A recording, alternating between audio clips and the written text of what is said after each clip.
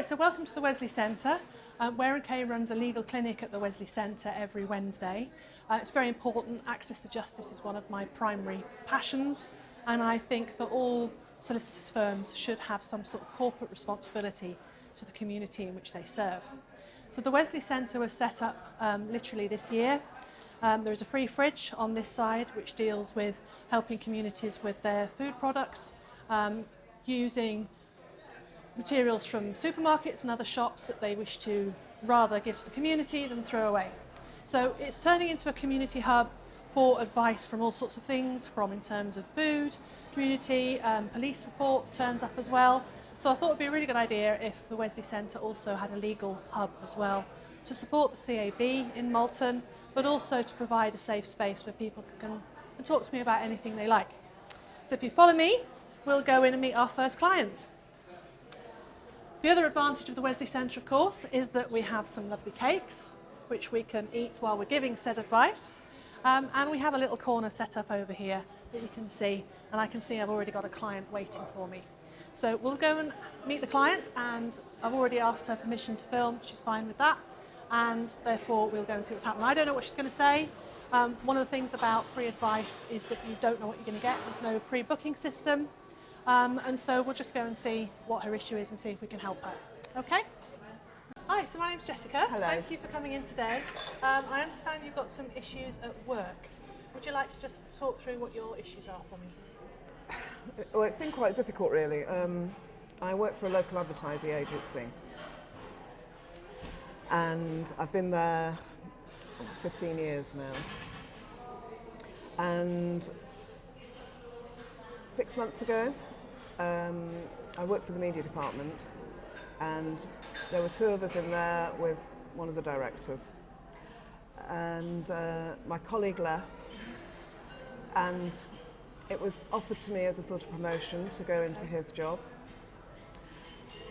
But nobody has replaced me. Right.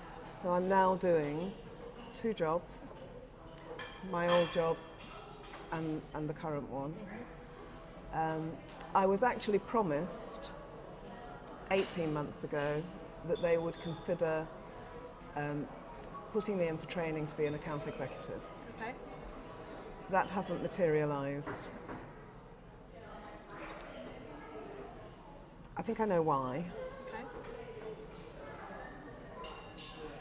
And it's been quite difficult. Sorry. Okay, just take your time. There's no rush.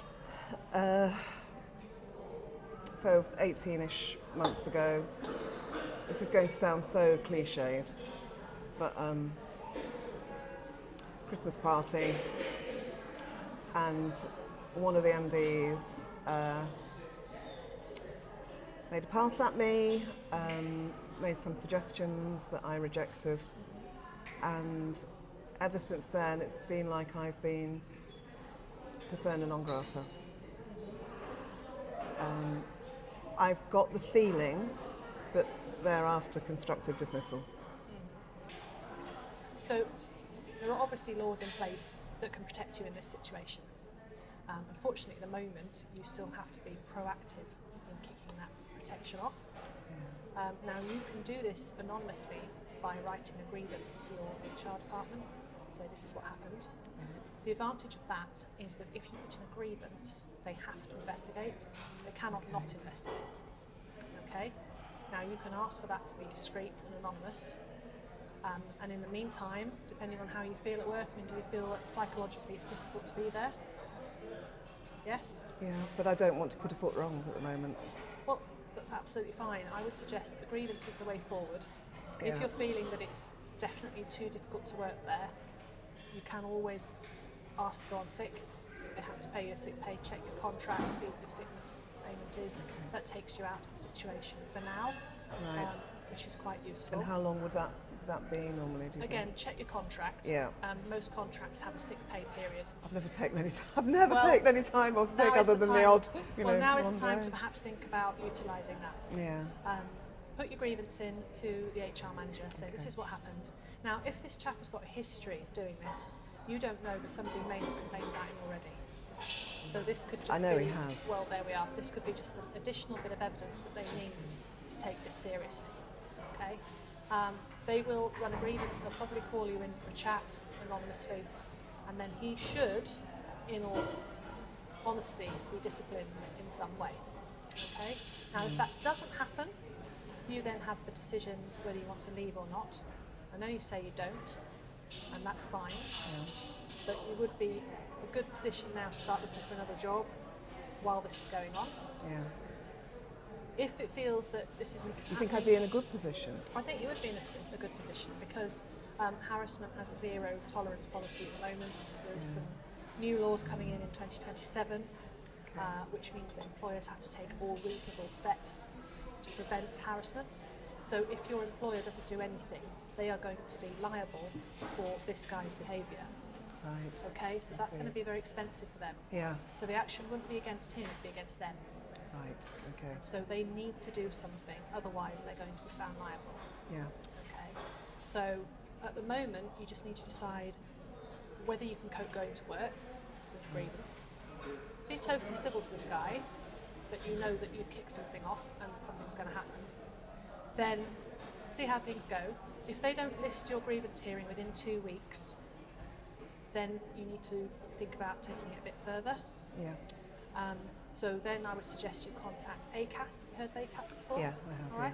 So contact ACAS. They will give you a conciliator. And Right. the conciliator will negotiate on your behalf and get some sort of resolution. Yeah. If nothing But that's happens from only that- if they don't take my grievance seriously. Yeah, if they don't take your grievance seriously. Because if they do take your grievance seriously, there'll be something happening to him. Yeah. So if he doesn't disappear relatively soon, you'll know that they've not done anything and you'll be able to take things further. Okay. If we go down the line where the ACAS conciliation isn't working or you're not getting anywhere with that, come back to me and we'll think about lodging a claim against them for harassment.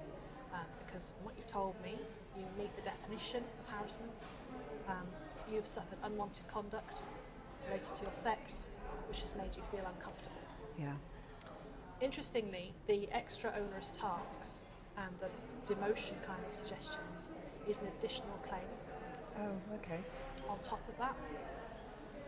It's called less favourable treatment. So you're being treated less favourably because you failed to engage in flirtation with him. That's an additional claim. Yeah. And then in addition to that, if you suffer any detriment because of making a grievance, there is another claim called victimisation. So this is a really powder keg situation for the employer. So I would firmly suspect they will sort this out, but you do need to take the first step, unfortunately. Now, if you want me to write those letters for you, I'm happy to do that. I would certainly be grateful for some guidance on the letters, yes. Very well, so we can do that. Thank you. Has that pointed you in the right direction? Yeah, and it's such a relief to be able to talk about it and to And feel know that it's not you?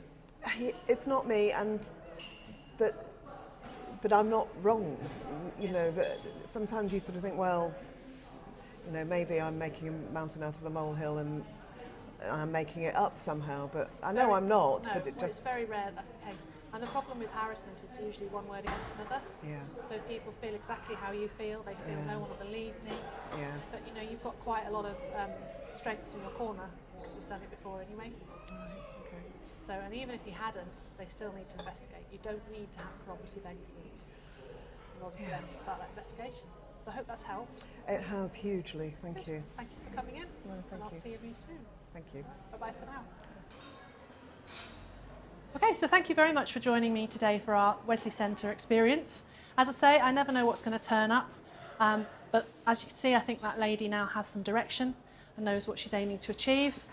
She'll be in touch with us later if she needs us.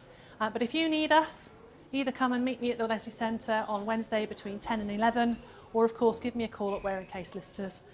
We offer a free telephone 30-minute advice as well. So if you're in trouble, you know where I am.